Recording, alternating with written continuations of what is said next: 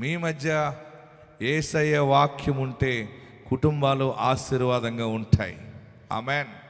మీ కుటుంబాల్లో కుటుంబ ప్రార్థన చేస్తున్నారా?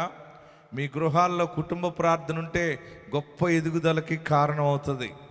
మీ భర్త, మీరు, మీ పిల్లలు, మీ కుటుంబము ప్రతిరోజు సాయంత్రం అయినా సరే భోజనం చేసే ముందు ఒక అర్ధగంట అయినా సరే అందరూ కూర్చుని మీకు ఏం తెలియకపోతే 2-3 పాటలన్నా పాడుకుని ప్రార్థన చేసుకోండి.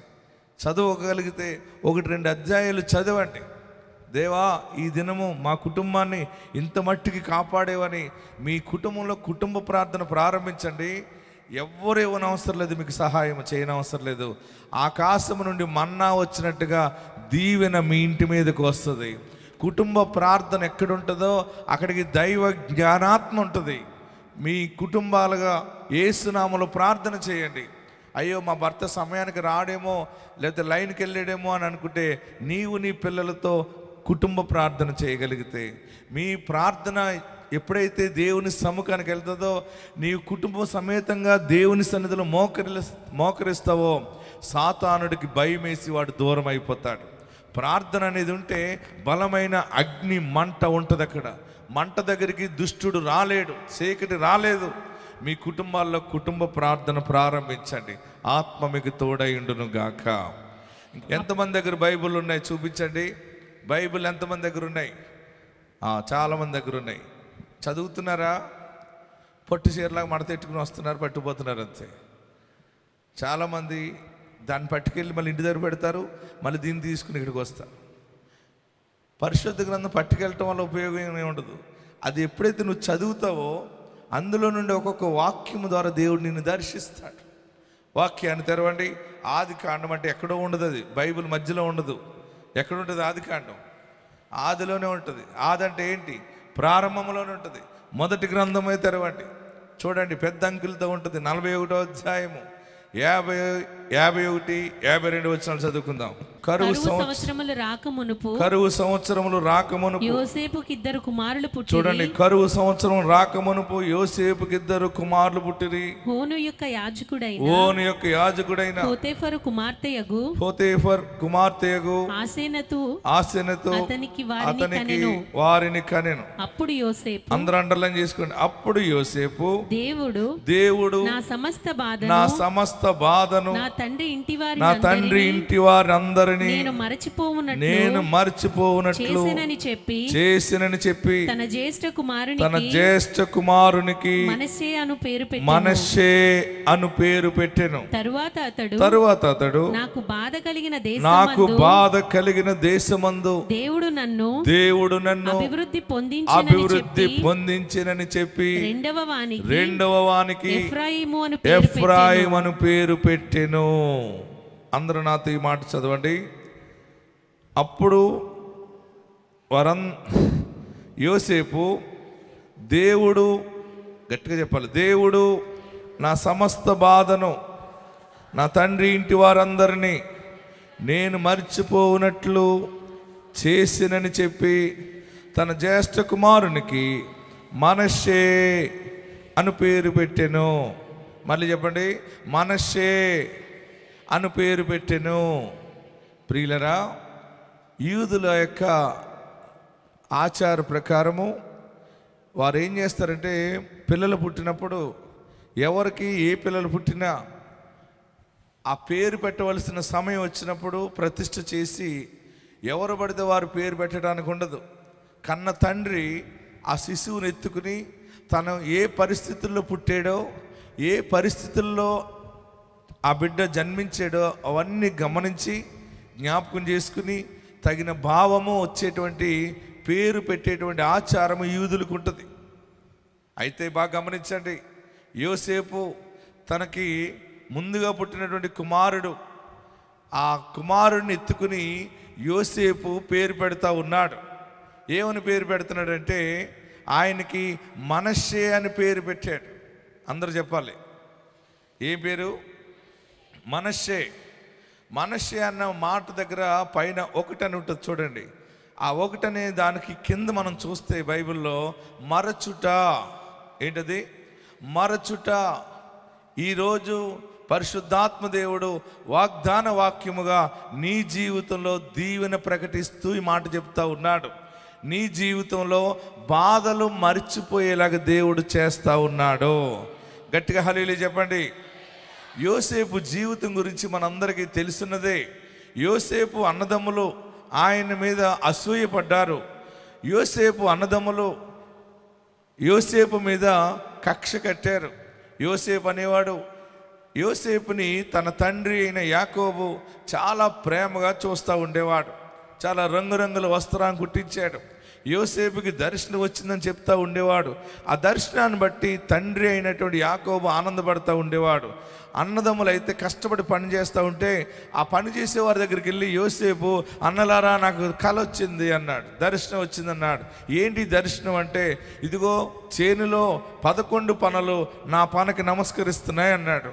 అన్నలారా మరొక దర్శనం వచ్చిందన్నాడు. ఏం దర్శనం రా అంటే, 11 నక్షత్రాలు సూర్యుడు చంద్రుడు నమస్కరిస్తున్నాయని చెప్పాడు. ఇలా దర్శనాలు చెప్తా ఉంటే, మేము ఇంత కష్టపడి పని చేస్తూ ఉంటే నీకు పని లేకపోవటం వల్ల ఇలాంటి కళలు వస్తున్నాయి. 11 పనులంటే 11 మంది అన్నదమ్ములు మేము నీకు నమస్కరిస్తామా, నీవు పైన ఉంటావా అని వారు చాలా బాధ కలిగి మాటలు మాట్లాడి యోసేపుని కొడతా ఉండేవారు, యోసేపుని తిడుతూ ఉండేవారు. యోసేపుని ఒక రోజు ఎలాగైనా సరే చంపేయాలని ప్లాన్ చేసుకున్నారు. ఏమనుకున్నారు? యోసేపుని చంపేయాలని ప్లాన్ చేసుకున్నారు. అందరూ కలిసి చంపేయాలని ప్లాన్ చేసుకుని చివరికి చంపాలనుకున్నప్పుడు మరొక సోదరుడు అంటాడు, వీడిని చంపితే మనకేం వస్తుంది, ఈయన్ని మనం చంపలేం కదా, పోన్లే నీరు లేని గోతులో గెంటేస్తే అందులో వాడే చస్తాడని ఆలోచన చేసి నీరు లేని గోతులోకి యోసేపు నెట్టివేశారు. నెట్టివేస్తే మరొకడు అన్నాడు, ఒరే గోతులోకి నెట్టివేస్తే ఏమొస్తుందిరా, వాడిని పైకి తీసి దారిలో పోయేవాడికి అమ్మేస్తే మనకి డబ్బులు వస్తాయి కదా. ఎస్ అవును కదా అని మరలా గోతులో పాడేసిన యోసేపుని పైకి తీసి వారి అన్నదమ్ముల వైపు అలాగా చూస్తూ ఉన్నాడు యోసేపు. యోసేపు దర్శనము కలిగి ఉన్నాడు. పరిస్థితులు ఎంత భయంకరంగా విరుద్ధంగా జరుగుతున్నా కానీ ఆయన కలిగిన దర్శనం మీద శుభప్రదమైన నిరీక్షణతో యోసేపు ఉన్నాడు. మరలా దారిలో పోతున్నటువంటి ఇష్మాయిలీలకి యోసేపుని అమ్మివేయటం జరుగుతుంది. యోసేపుని ఇష్మాయిలీలు కొనుక్కున్నారు. కొనుక్కుని వాళ్ళ అన్నదమ్ములకి తగినటువంటి మూల్యం చెల్లించారు. యోసేపుని ఇష్మాయిలీలు ఐగుప్తుకి తీసుకొచ్చారు. ఎంత బాధ ఉంటుంది, అన్నదమ్ములు కొట్టడం, అన్నదమ్ములు గోతులోకి నెట్టివేయటం, అన్నదమ్ములు పనికిరాని మాటలు ముఖం మీద మాట్లాడుతుంటే ఎంత మనసు బాధ కలుగుతుంది. ఆ బాధను దిగమింగుకుంటూ ఉండేవాడు. దారిలో పోతున్నటువంటి ఇష్మాయిలీలకి యోసేపుని అమ్మేస్తూ ఉంటే, బేరవాడుతూ ఉంటుంటే, ఒక బలి పశువుగా నన్ను ఇలాగ అమ్మేస్తారా, నేను మీ తోడ పుట్టినవాడిని, మీ కుటుంబంలో ఒకటిగా ఉన్నవాడిని, నా మీద ఎందుకు ఇంత విషము జల్లుతున్నారని పైకి మాట్లాడకపోయినా హృదయము దుఃఖముతో గుండె పగిలి బాధతో ఉండేవాడు యోసేపు. ఆ కొనుక్కున్న వారు ఒంటి మీద ఎక్కించుకుని ఆ ఐగుప్తుకి తీసుకెళ్తారని అనుకుంటాం మనం. కానీ బాగా గమనించండి, వారు ఒంటెలు ఏ రీతిగా బరువును మోస్తున్నాయో యోసేపును కూడా ఒంటి వలె ఒక లగేజ్ ఆ మనుషుడి మీద పెట్టి ఆ మనుషుడికి తాడు కట్టి ఒంటికి తాడు కట్టి తీసుకెళ్ళిన చరిత్ర యోసేపు అనుభవంలో కనపడుతూ ఉంది. చరిత్ర అంతా చూస్తూ ఉంటే, వ్యాఖ్యాన చరిత్రలని స్టడీ చేస్తూ ఉంటుంటే, యోసేపు ఆ ఒంటెలతో పాటు ఎడారిలో నడుచుకుంటూ వెళ్ళాడు. నేనేం పాపం చేశాను, నాకు ఎందుకు ఇంత కర్మ, ఏంటి బాధ, నా తల్లిదండ్రులకి దూరం అయిపోయాను, నాన్నదమ్ములు నన్ను ద్వేషించారు, ఈ కొనుక్కున్నటువంటి ఇష్మాయిలీలు నాకు ఇటువంటి శిక్ష వేశారని తన జీవితంలో ఏడవని దినమంటూ లేదు. హృదయము బాధపడిపోతూ ఉండేది, శరీరం అలసిపోతూ ఉండేది, కానీ ఆత్మలో మాత్రం నా దేవుడు నన్ను సిగ్గుపరచడు, నేను జీవము గల దేవుని దర్శనాన్ని కలిగి ఉన్నానని యోసేపు శుభప్రద నిరీక్షణతో ఉండేవాడు. ఆ ఇష్మాయిలీలు కొన్ని దినాలకి ఐగుప్తు తీసుకెళ్ళిన తర్వాత మాయా బజార్లో అమ్మేశారు. భయంకరమైన బజార్ అది. ఆ బజారు చాలా డేంజర్ బజార్ అది. నేను కూడా బజార్లోకి వెళ్ళాను. మాయా బజార్ నేను చూశాను 2 సమయాలు. ఎంత భయంకరమైన ప్లేస్ అంటే అది, ప్రియులరా, ఐగుప్తులో ఇప్పటికీ కూడా మోసం కొనసాగుతూనే ఉంది.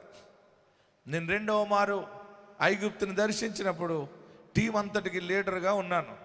వారందరికీ చెప్పాను, నేను ఇక్కడ ప్రాంతము చాలా డేంజర్ ప్రాంతము, మీరు అటు ఇటు వెళ్ళకండి, ఎవరు మాటలు వినకండి, మోసం చేస్తారు, పర్సలు పట్టుకెళ్ళిపోతారు, మీరందరూ నన్ను వెంబడించండి అని చెప్పి అందరికి చెప్తే అందరూ నా దగ్గరికి వచ్చారు. ఆ పిరమిడ్స్ చూపించి ఆ పిరమిడ్స్ యొక్క విశిష్టతని అందరికీ బోధిస్తే ఒక భయం లేని ఫ్యామిలీ ఉంది.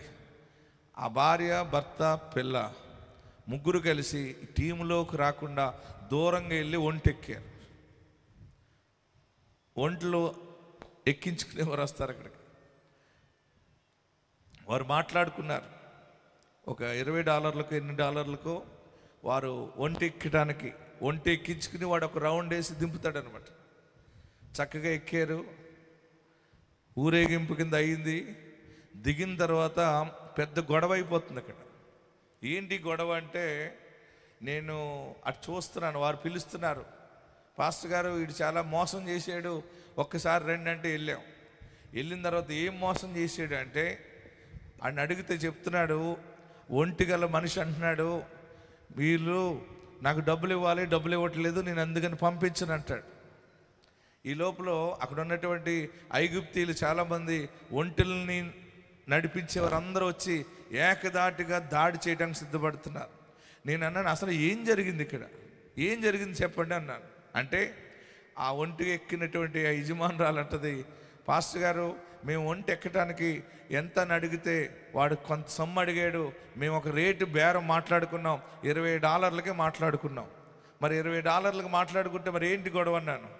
వీడు ఇప్పుడు మమ్మల్ని $200 ఇమ్మంటున్నాడు. ఎంత అడిగాడు వీళ్ళు అందరు చెప్పండి. ఒక రౌండ్ వేయటానికి $20 అడిగాడు. $20 ఒప్పుకున్నారు. $20 ఇచ్చినప్పుడు వచ్చేయాలి కదా, కానీ వాడు దిగినప్పుడు $200 అడుగుతున్నాడు. నేనన్నాను, మరి $20 నువ్వు మాట్లాడుకున్నావు కదా, $200 ఎలా అడుగుతున్నావు అంటే, వాడు అన్నాడు, ఎక్కటానికి మాట్లాడుకున్నారు కానీ దిగటానికి మాట్లాడలేదు అన్నారు. ఏంటి, వీళ్ళందరూ ఒంటి ఎక్కటానికి $20 మాట్లాడుకున్నారు, ఒంటి దిగినప్పుడు ఎంత అని అడగలేదు వీళ్ళు, కనుక $200 దిగటానికి అన్నాడు. పచ్చి మోసం అన్నమాట. ఈ రోజుకి మోసమే అక్కడ. చాలా జాగ్రత్తగా ఉండకపోతే వారు మన దగ్గర ఏమున్నాయన్ని పట్టుకెళ్ళిపోతుంటారు. ఇప్పుడే ఇంత మోసం ఉంటే ఆ బానిసత్వం కలిగిన దినాలవి. మానవులను పశువుల కింద అమ్ముతున్నటువంటి బజారుది. ఆ యోసేపు ఆ బజారులో తనకి చూడకూడని దృశ్యాలు చూస్తూ ఉండేవాడు, వినకూడని మాటలు వింటూ ఉండేవాడు. యోసేపుకి తాళ్ళు కట్టి అందరూ వచ్చి యోసేపుని బేరవాడుతూ ఉండేవారు. అంగడిలో ఒక బర్రెని చూస్తున్నట్టుగా, సంతలో బజారులో ఒక గేదెని కొనడానికి వెళ్ళినప్పుడు గేదె చుట్టూ తిరిగి ఎలాగ మనం చూసి పాడి గేదెని ఎలా కొంటామో, యోసేపు చుట్టూ అనేక మంది మనుషులు వచ్చి యోసేపు మీద కర్ర పెట్టి చెక్ చేస్తూ, ఈ మనుషుడు పని చేస్తాడా అన్న మాటలన్నీ కూడా తను తట్టుకోలేకపోతుండేవాడు. బాధ బాధ బాధ. నేనేం పాపం చేశాను, దేవుడు నాకు ఇచ్చిన దర్శనాన్ని నా అన్నదమ్ములకు చెబితే ఇంత పెద్ద శిక్ష పడింది, కుటుంబానికి దూరం అయిపోయాను, అందరికి దూరం అయిపోయాను, అనాదిగా మారాను, మానసిక క్షోభ నన్ను వెంటాడుతూ ఉందని యోసేపు అనుదినము ప్రార్థనలో దుఃఖపడుతూ ఉండేవాడు. చివరికి యోసేపు జైలుకి వేయటం జరిగింది. జైలు నుండి సింహాసనం మీదకి రావడం జరిగింది. సింహాసనం మీదకి వచ్చిన తర్వాత యోసేపుకి ఐగుప్తులో పెళ్లి జరిగింది. పెళ్లి జరిగినప్పుడు తన భార్య గర్భం ధరించింది. మొదటగా కుమారుడు పుట్టాడు. ఆ కుమారుడు పుట్టినప్పుడు ఫరో ఎదుట అందరి ముందు క్యాబినెట్ మంత్రులందరూ ఉన్నారు. యోసేపు ప్రధానమంత్రిగా ఉన్నాడు. ప్రధానమంత్రి గారికి మగపిల్లడు పుట్టాడని ఆ ఐగుప్తు సామ్రాజ్యంలో ఉన్న వాళ్ళందరూ, ప్రముఖులైన వారందరూ కూడా ఒక సభగా ఏర్పడ్డారు. అక్కడ యోసేపు ఆ మగబిడ్డని ఇలా ఎత్తుకుని కళ్ళంపడి నీళ్ళు వస్తూ ఉన్నాయి, అతనికి కన్నులంపడి నీళ్ళు వస్తున్నాయి. ఎంతో బాధ బాధ బాధ. అప్పుడు చెప్తా ఉన్నాడు, స్వరం ఎత్తి గట్టిగా మాట్లాడుతున్నాడు, నా దేవుడు నా సమస్త బాధను మర్చిపోయేలాగా దేవుడు చేసి ఈ మంచి దినాన్ని దేవుడు నాకు ఇచ్చాడు. ఈ మంచి సమయంలో ఈ పుట్టిన బిడ్డకి నేను మనష్షే అని పేరు పెడుతున్నాను అన్నాడు. గట్టిగా చప్పట్లు కొట్టి ప్రభుని స్తుతించండి. ప్రియులరా, మనష్షే అనగా మరచుట. ఈరోజు ఆశీర్వాదం ఏంటంటే మన జీవితంలో మనల్ని బాధ పెట్టిన వారి బాధ మనకు గుర్తొస్తూ ఉంటే నిద్ర పట్టదు. భర్త కొన్ని సమయాల్లో దుర్మార్గంగా ప్రవర్తిస్తే భర్త పెట్టిన బాధ జ్ఞాపకం చేసుకుని మనకు నిద్ర పట్టదు. పిల్లలు చేసిన పాడు పనులు జ్ఞాపకం చేసుకుంటే నిద్ర రాదు. చాలామంది కడుపు నిండా అన్నం తినడం మానేసి ఆలోచిస్తూ కూర్చుంటుంటారు.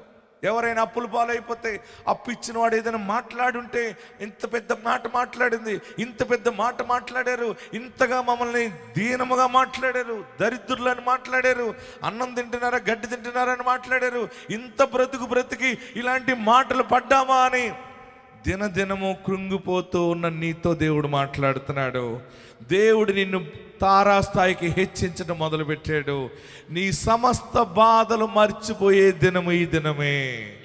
గట్టిగా హల్లెలూయా చెప్పండి. ఇంకా గట్టిగా హల్లెలూయా చెప్పండి. ఇంకా గట్టిగా హల్లెలూయా చెప్పండి.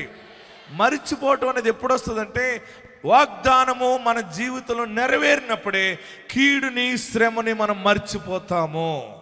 ఆమేన్. ఎవరైనా మనల్ని బాధ పెట్టినప్పుడు, ఇంకా మనం బాధల్లో ఉంటే, శ్రమల్లో ఉంటే, వారు ఇలాగన్నారు, వీరు ఇలాగన్నారు, వారు ఇంత అన్యాయం చేశారు, వారు అంత అన్యాయం చేశారని దినదినము కుమిలిపోతాం. కానీ దేవుడు అదే మనుషుల ముందు నీ జీవితంలో ఐశ్వర్యాన్ని, నీ జీవితంలో చక్కని గృహాన్ని, నీ జీవితంలో ఆస్తికర్తగా నిన్ను చేసి అనేకమైనటువంటి దీవెనలకు పాత్రలుగా చేసి నిన్ను తలగా చేసిన దినము నీ బాధలన్నీ మర్చిపోతావు. ఎవరైనా వచ్చి నీ దగ్గర ఈ రోజులా వీరందరూ ఇలా మాట్లాడుతున్నారు, కానీ వీరు నీ గురించి ఆ రోజు ఇలా మాట్లాడారు తెలుసా, వీరు నీ గురించి ఇలాంటి అబద్ధాలు చెప్పారు తెలుసా, వీరు చెప్పిన మాటల వల్ల నువ్వు అంత శిక్ష అనుభవించేవి తెలుసా అన్నప్పుడు నీవు ఒకటే మాట అంటావు, ఆ దేవుడు చూసుకుంటాడులే. ఎందుకంటే ఆ బాధలు ఆలోచించే స్థాయిలో ఉండవు నీవు, ఆ మాటలు జ్ఞాపకం చేసుకునే స్థాయిలో ఉండవు నీవు. ఎందుకంటే దేవుడు నిన్ను తలగా నియమించుచున్నాడు. గట్టిగా హల్లెలూయా చెప్పండి. ఇంకా గట్టిగా హల్లెలూయా చెప్పండి. వ్యాపారం నష్టమైందని ఏడుస్తూ కూర్చున్నావా? చేతిలోకి చేని పంట రాలేదని ఏడుస్తూ బాధపడుతున్నావా? వారికి ఇంత ఇవ్వాలి, వీరికి ఇంత ఇవ్వాలి, ఇన్ని కష్టాలు నాకే వచ్చినాయి, నా భర్త అన్నదమ్ముల్లో మాకే అన్యాయం జరిగింది, మా తోటిగోడల మధ్య నాకు అన్యాయం జరిగింది, లేకపోతే ఫలానా వారు అన్యాయం చేశారు, ఫలానా వారు మమ్మల్ని బాధ పెట్టారు. అదే బాధ బాధ బాధ నీలో ఎక్కువ రిపీట్ అవ్వటంలో నీ జీవితము, నీ శరీరము స్ట్రెస్ గురవుతుందేమో, భయంకరమైనటువంటి మానసిక క్షోభకు గురవుతుందేమో. దినదినము నిద్రపోకుండా ఏడుస్తూ తెల్లవార్లు ఆలోచిస్తున్నావేమో.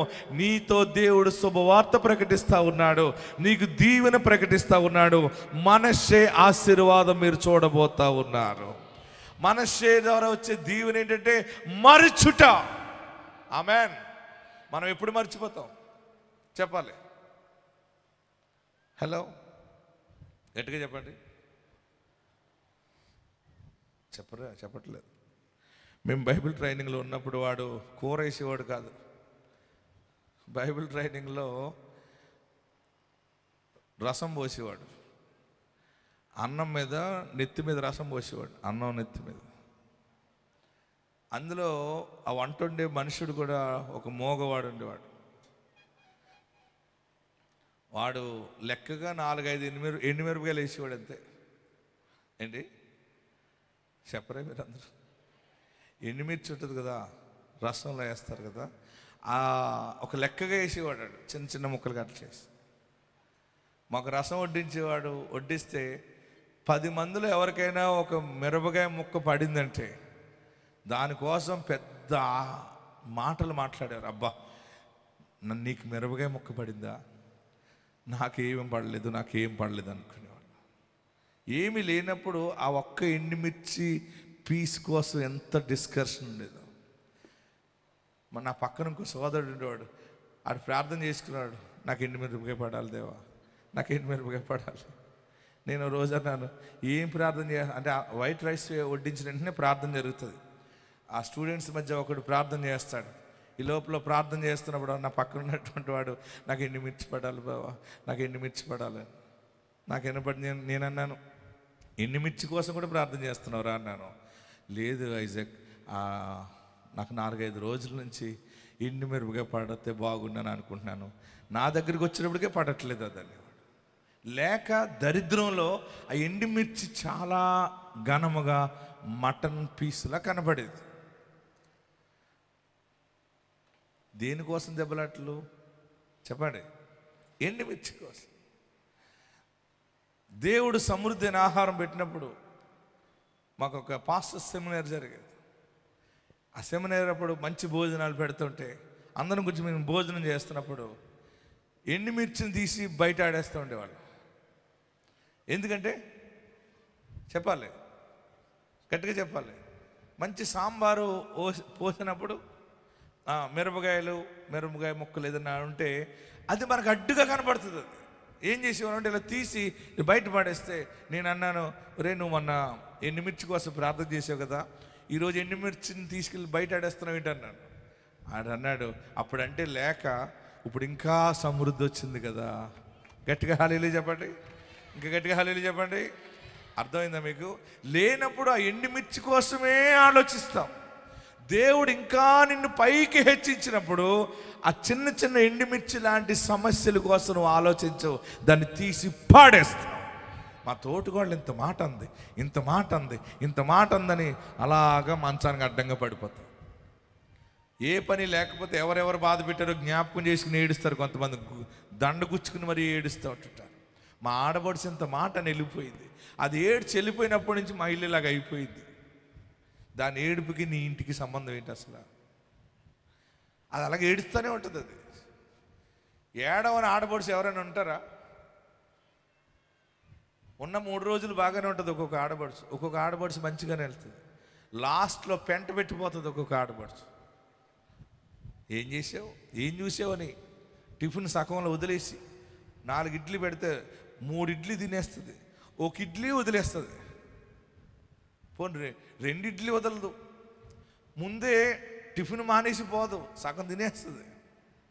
కాఫీ సగం తాగేసి నేను అసలు ఇక నీ ఇంటికి ఏమి ముట్టుకోనని వదిలేస్తుంది. అన్నీ సర్దేసుకుంటుంది పైకి, తల ఒకటే దూకోదు సరిగ్గా, ఎందుకంటే కోపగించుకు వెళ్ళిపోయినట్టుగా చూపించుకుంటుంది. హల్లెలూయా చెప్పండి, ఇంకా గట్టిగా చెప్పండి. అలాంటి వాళ్ళు మీ దగ్గర అన్నట్టున్నారు ఎవరైనా? అటువంటి జాబితాలో నేను ఉన్నానన్నవారు చేయి పైకెత్తే హల్లెలూయా చెప్పండి. ఎంత జాగ్రత్తగా ఉంటారు చూడండి మీరు.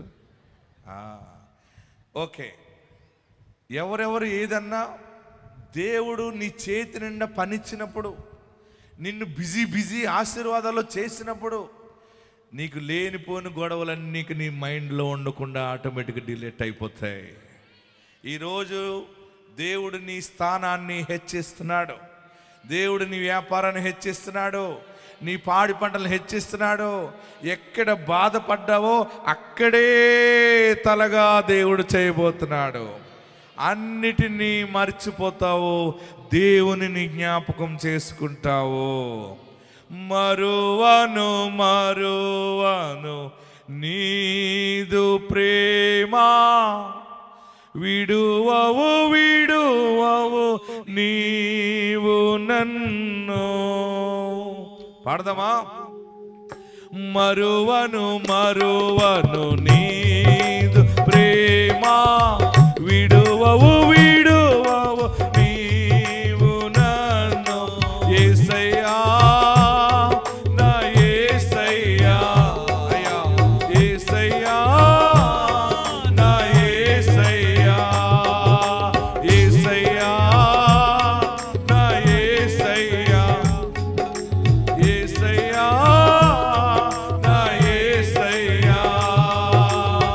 నవమాసాలే మోసిన నా తల్లి, విడచిన నన్ను ఎడబాసిన. నవమాసాలే మోసిన నా తల్లి, విడచిన నన్ను ఎడబాసిన. నీవైతే నా ప్రభువా,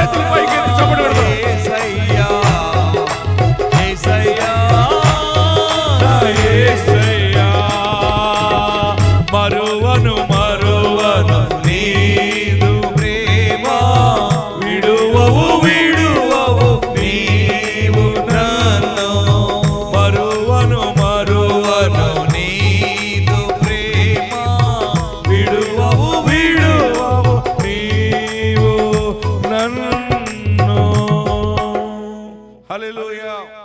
గట్టిగా హల్లెలూయా చెప్పండి. ఇంకా గట్టిగా హల్లెలూయా చెప్పండి. అప్పులు పాలైపోయి నష్టపోయి బాధపడుతున్నావేమో, ఆ అప్పులు బాధని ఆఫ్టర్గా తీసుకునేలాగా మర్చిపోతుందండి.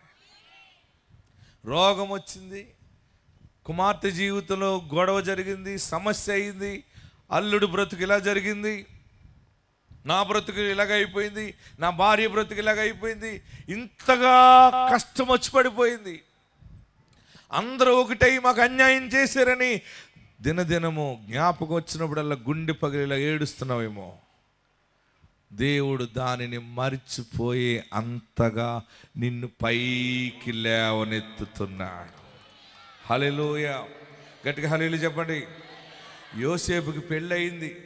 పెళ్ళైన తర్వాత చక్కగా భార్యతో ఉన్నప్పుడు కూడా తన జ్ఞాపకం వచ్చినప్పుడు నేను పెళ్లి చేసుకున్నాను, ఆ పెళ్లిలో కూడా యోసేపు ఎంత ఏడ్చి ఉండొచ్చు. ఇప్పుడు నాకు పెళ్లి జరుగుతుంది, ఇక్కడ అందరూ ఐగుప్తీయులు ఉన్నారు, నా రక్త సంబంధులు లేరు, నేను ఎంత దౌర్భాగ్య స్థితిలో ఉన్నానని ఎంత ఏడ్చి ఉండవచ్చు. పెళ్లిలో కూడా ఏడ్చి ఉండవచ్చు. తర్వాత అందరిలో కలిసి భోజనాలు తిన్నప్పుడు, అందరూ కుటుంబాలుగా ఫ్యామిలీ గెట్ టుగెదర్ అవుతున్నప్పుడు ఆ మనుషుడు ఎంత హృదయం గాయమైపోయి ఉండొచ్చు. అయ్యో నా తండ్రి లేడు, నా తల్లి లేదు, నా వాళ్ళు ఎవరు ఇక్కడ లేరని ఎంత బాధ బాధ బాధ బాధ బాధ. భార్య ఉన్నా కూడా ఆ బాధ పోయేది కాదు యోసేపుకి. ఆ భార్య గర్భంలో నుండి ఆ బుడంకాయ గడు బయటపడ్డాక ఆయనకి చెప్పలేనంత ఆనందం వచ్చింది యోసేపుకి. వాడు ఇంకొక చరిత్రలో ఇంకో వ్యాఖ్యానకర్త ఏం రాశాడంటే, యోసేపు ఫేస్ ఎలాగుందో అలాగనే మనిషి ముఖం ఉందని చెప్పాడు ఒకడు. గట్టిగా హల్లెలూయా చెప్పండి.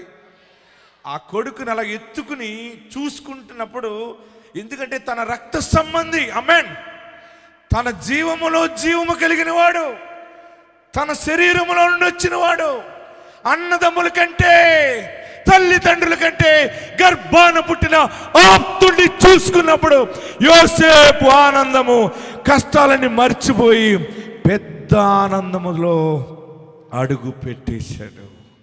నేను ఒంటరిని అనుకున్నాడు, నేను ఒంటరిని అనుకున్నాడు.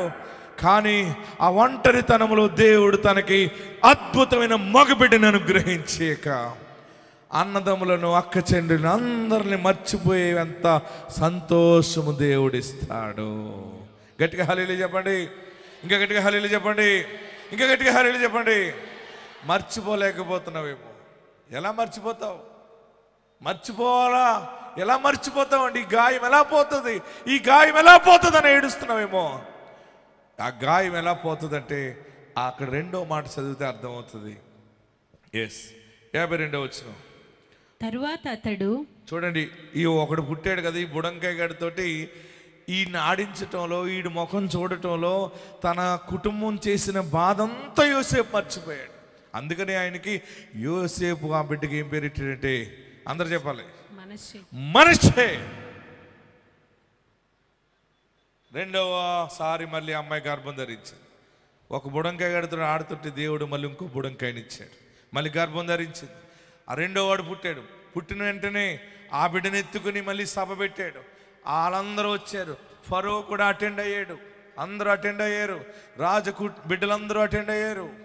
వారందరూ ముందు అంటున్నాడు, 52వ వచనం, నాకు బాధ కలిగిన దేశమందు దేవుడు నన్ను అభివృద్ధి పొందించినని చెప్పి 2వ వానికి ఎఫ్రాయిము అను పేరు పెట్టెను. ఎఫ్రాయిం అనగా అభివృద్ధి, 2 అంతల ఆశీర్వాదము. మొదటి కొడుకు పుట్టినప్పుడు బిడ్డను ఎత్తుకుని ఆయన పెట్టిన పేరు మనష్షే. ఇక నేను శాశ్వతంగా నా బాధల్ని మర్చిపోయేలాగా దేవుడు చేసాడు. అంత ఆశీర్వాదం ఏంటంటే, ఈ బిడ్డను చూసుకున్నాక నా బాధ అంతా మర్చిపోయాను. మళ్ళీ 2వ కుమారుడు పుట్టినప్పుడు ఆ బిడ్డను ఎత్తుకుని సాక్ష్యం ఇస్తా ఉన్నాడు. నేను ఎక్కడ బాధపడ్డానో, ఎక్కడ సిగ్గుపరచబడ్డానో, ఎక్కడ అమ్మివేయబడ్డానో, ఎక్కడ జైలు శిక్ష అనుభవించానో, ఎక్కడ లేని నింద, లేని కేసులు అనుభవించానో, అక్కడే దేవుడు నన్ను అభివృద్ధి పరిచెను. ఈ ఆశీర్వాదం మీకు ప్రకటిస్తూ ఉన్నాడు. ఈ ఆశీర్వాదం దేవుడు మనందరికీ ప్రకటిస్తున్నది ఏంటంటే, ఈరోజు కష్టాలు మర్చిపోయి ఎక్కడ బాధపడ్డావో అక్కడే రెండంతల అభివృద్ధిని 100% అనుభవిస్తావు. ఇది ఎలా జరుగుతుందని అనుకుంటున్నావేమో, అది పరిశుద్ధాత్మ వలన జరగనై ఉన్నది. రెండంతలుగా అభివృద్ధి పొందటం మీరు అనుభవిస్తారు. వచ్చే నెల నువ్వు సాక్ష్యం ఇస్తావు. ఈరోజు నీ ప్రయాణంలోనే ఆ దైవ సూచనలు నీకు అనుభవిస్తావు. ఆ దైవ సూచనలన్నీ నీకు అర్థమవుతూ ఉంటాయి. శుభవార్తను వింటావు. ఎక్కడ నష్టపోయావో, ఎక్కడ అవమానపరచబడ్డావో, ఎక్కడ ఒంటరి అయిపోయిన ఏడ్చావో, అదే ఇంటికి యజమానురాలుగా ఉండబోతున్నావు. అదే ఇంటికి యజమానుడిగా ఉండబోతున్నావు. అదే ఊరికి యజమానుడిగా ఉండబోతున్నావు. మొదటి పౌరుడిగా ఉండబోతా ఉన్నావు. నీ స్వజనుల్లోనే దేవుడు నిన్ను తలగా హెచ్చిస్తాడు. ఆ ఐగుప్తులో జైలు అనుభవించాడు యోసేపు. ఐగుప్తులోనే లేనిపోయిన నింద వేసింది ఆ యజమానుడి భార్య. ఆ ప్రాంతంలోనే మాయా బజార్లోనే అందరూ కూడా ఒక వస్తువుని చూచినట్టుగానే యోసేపుని చూచి బేరమాడారు. మీరు శోధనలు పడుతున్నారంటే మీకు శుభవార్త చెప్పనా? మీరు ఎంత దరిద్రం అనుభవిస్తున్నారో అది మీకు శుభ సూచన. గుర్తుపెట్టుకోండి. మీరు నమ్మగలిగితే ఆ దరిద్రం ఈరోజు బ్రేక్ అవుతుంది. ఆశీర్వాదం ఈరోజే ప్రారంభమవుతా ఉంది. నాకు ఇంత బాధ కలిగింది, నాకు ఇంత అన్యాయం జరిగిందని ఏడుస్తున్నావు కదా, అవన్నీ ఈరోజు మర్చిపోయేలాగా దేవుడు చేస్తున్నాడు. మర్చిపోవటం ఎప్పుడు వస్తుందంటే, ఫైనాన్షియల్గా నువ్వు ఎదిగినప్పుడు దరిద్రాన్ని మర్చిపోతావు. నీకు మంచి స్నేహితులతో చాలా ఉన్నతమైన స్థానంలో నీ జీవితం కట్టబడినప్పుడు చిన్న చిన్న సమస్యలన్నీ ఆటోమేటిక్గా అది నీ నుండి డిలీట్ అయిపోతాయి. బాధపడకండి. తల బాదుకుని ఏడుస్తున్నారా? చనిపోవాలని అనుకుంటున్నారా? నా జీవితం అయిపోయింది, ఇంత అన్యాయం జరిగింది, నేనేం సంపాదించలేకపోయినా ఏడుస్తున్నావా? పరలోకం నుండి దేవుడు తన దాసుని ద్వారా మాట్లాడుతున్న గొప్ప మాట ఏంటంటే, మనశ్శే లాంటి ఆశీర్వాదం నీకు ప్రకటిస్తున్నాడు. నీవు మర్చిపోతావు అంతే. కష్టాలు బాధలు మర్చిపోవటం అంటే దేవుడు నిన్ను తారాస్థాయికి హెచ్చించటమే. ఆ హెచ్చింపు అనేది నీ దగ్గరికి వచ్చి ఉన్నది. రెండంతల అభివృద్ధి. ఏ దేశంలో బాధపడ్డావో, ఏ పట్టణంలో బాధపడ్డావో, ఏ ఊర్లో బాధపడ్డావో, ఏ గల్లీలో బాధపడ్డావో, ఏ ఇంటిలో బాధపడ్డావో, ఏ ఆఫీసులో బాధపడ్డావో, అక్కడ ఆ మనుషుల ఎదుట అందరూ నిన్ను తల పైకెత్తి చూస్తారు. నీ సింహాసనం పైన ఉంటది. అంతగా దేవుడు నిన్ను ఆశీర్వదించుచున్నాడు. అందరూ ఉన్న చోట లేచి నిలబడండి. భయపడకండి. యోసేపు సాక్ష్యము ఈ నెల నుండి నువ్వు చెప్పటం ప్రారంభిస్తావు. నువ్వు నిజముగా విశ్వసించగలిగితే, నీ విశ్వాసము 100% పరిపక్వత చెందితే, ఈ క్షణమే ఆ ఆశీర్వాదం కిరీటాన్ని నువ్వు అనుభవిస్తావు. విశ్వాసము నీకుందా? నమ్ముట నీ వలనైతే నమ్మువానికి సమస్తము సాధ్యమని దేవుని ఆత్మ చెప్తా ఉంది. ఎక్కడున్న వారక్కడే రెండు చేతులు పైకెత్తి, నాతో మాట్లాడేవు బాబు, నన్ను దర్శించేవు బాబు. ఎక్కడున్న వారక్కడే రెండు చేతులు ఆకాశం వైపు చాపండి. రెండు చేతులు స్ట్రైట్ గా ఎత్తండి.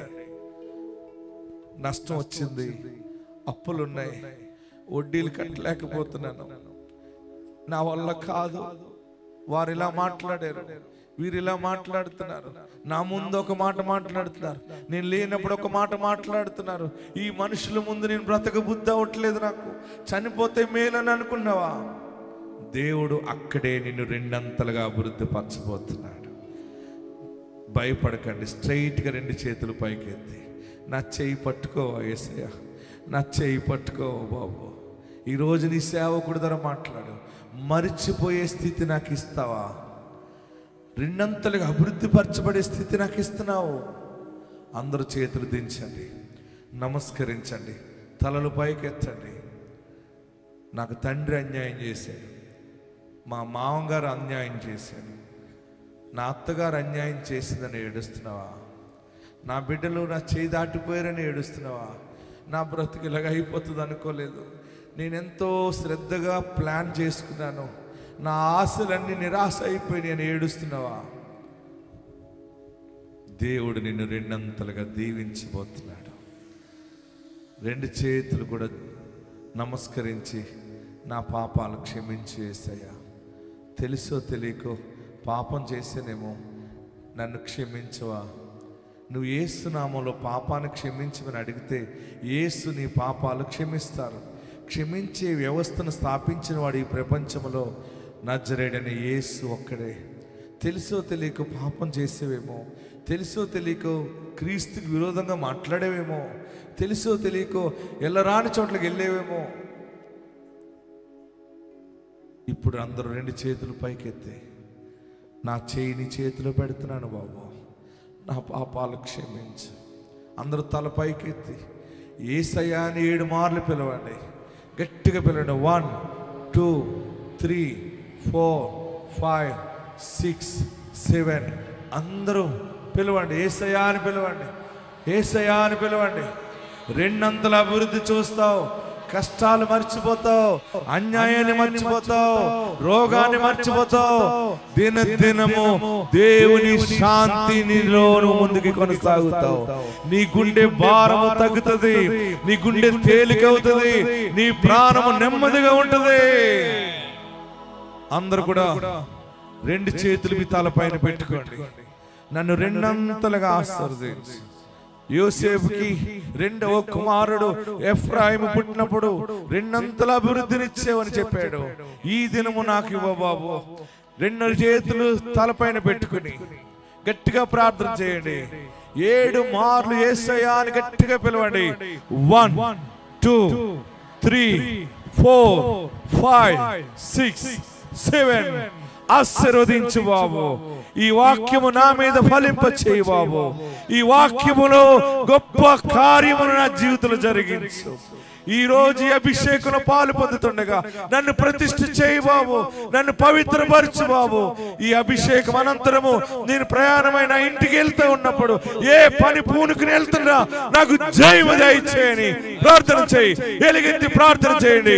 దేవుని ఆశీర్వాదం నీ మీద ఉంది, దేవుని ఆశీర్వాదం నీ మీద ఉంది. చనిపోవాలని అనుకోవద్దు, పారిపోవాలని అనుకోవద్దు. కష్టాలు మర్చిపోయే రీతిలో దేవుడు నిన్ను హెచ్చించబోతా ఉన్నాడు. మనుష్య నాది, ఎఫ్రాయిము నాది అని ఎలుగెత్తి గొప్ప సాక్ష్యం చెప్పబోతా ఉన్నావు. హల్లెలూయా, హల్లెలూయా. నన్ను దీవించు అని అడుగు, నన్ను ఆశీర్వదించు అడుగు. రెండంతలుగా ఆయన నిన్ను నిలబెట్టే సమయం ఇది. ఇప్పుడు మరొకసారి రెండు చేతులు పైకి ఎత్తి, నా ఇంటికి నువ్వు కాపరిగా ఉండాలయ్యా, నాకు యజమానుడిగా ఉండాలయ్యా, నాకు స్నేహితుడిగా ఉండాలి బాబు. నీవు ఉంటే నాకు చాలు. నీవు నాకు కాపరిగా ఉండవు, నీవు నాకు నాయకుడిగా ఉండవు, నీవు నాకు ఆలోచనకర్తగా ఉండయా. అందరూ ప్రార్థన చేయండి, చేతులు దించండి, నమస్కరించండి. ఏడవ బాకు మళ్ళీ నిలబడుతున్నావు, మళ్ళా చిగురు పడుతున్నావు. ఏ వ్యాపారంలో నష్టపోయావో, ఏ మనుషుల మధ్య అన్యాయముగా తలదించుకున్నావో అక్కడే దేవుడు నిన్ను తలగా నిలబెట్టబోతావు. హల్లెలూయా, హల్లెలూయా. నా గుండె నిండా యేసు ఉంటే కన్నీలే ముత్యాలు, గుండె గుడిలో యేసు ఉంటే దుఃఖమైనా సంతోషం. నా గుండె నిండను ఉండాలి బాబు. అందరూ కూడా కళ్ళు మూసుకుని నమస్కరించి మరొకసారి 7 మార్లు యేసయ్యా యేసయ్యా అని పిలిచి అందరూ ప్రార్థనలో ఉండండి.